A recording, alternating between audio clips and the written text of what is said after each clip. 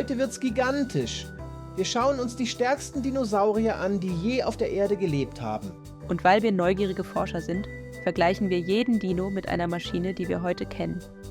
Los geht's! Der Tyrannosaurus Rex war riesig, über 12 Meter lang und so schwer wie ein Bus.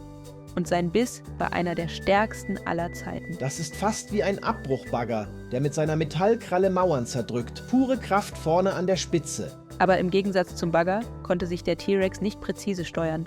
Er war stark, aber ein bisschen tollpatschig. Der Spinosaurus war sogar noch länger als der T-Rex und ein echter Wasserdino. Der konnte schwimmen wie ein Krokodil. Das erinnert mich an Amphibienfahrzeuge. Die fahren durch den Wald und schwimmen durch Flüsse. Total vielseitig. Nur, dass der Spinosaurus alles mit Muskelkraft gemacht hat. Kein Knopf, kein Motor, nur Dino-Balance.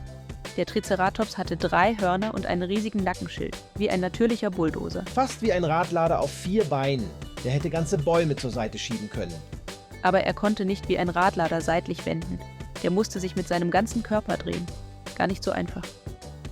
Der Ankylosaurus war ein wandelnder Panzer, mit Knochenplatten überall und einem richtig schweren Keulenschwanz.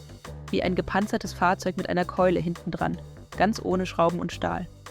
Der hatte keine Technik, seine Rüstung war pure Natur, aber reparieren konnte man da nix. Dann gab's den Giganotosaurus, riesig, schnell und stark.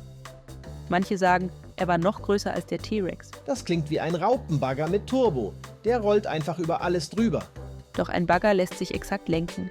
Der Giganotosaurus dagegen hatte keine genaue Kontrolle. Wenn der loslief, dann richtig. Einer meiner Lieblingsdinos ist der Therizinosaurus. Mit seinen meterlangen Krallen sah er total verrückt aus. Er war ein Pflanzenfresser, aber mit Klauen wie ein Greifarm vom Kran.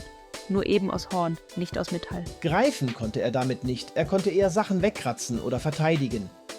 Der Stegosaurus hatte eine Knochenplatte nach der anderen auf dem Rücken und eine scharfe Keule am Schwanz.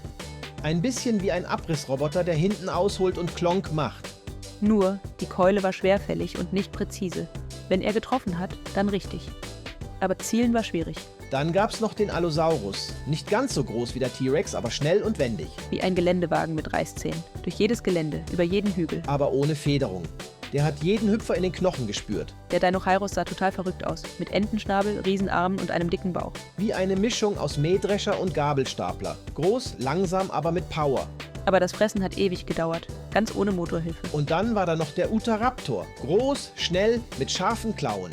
Der größte Raptor überhaupt. Wie ein kleiner Kampfroboter auf 2 Beinen. Flink, gefährlich und voller Energie. Aber ohne Steuerung. Wenn der loslegte, konnte ihn keiner mehr bremsen.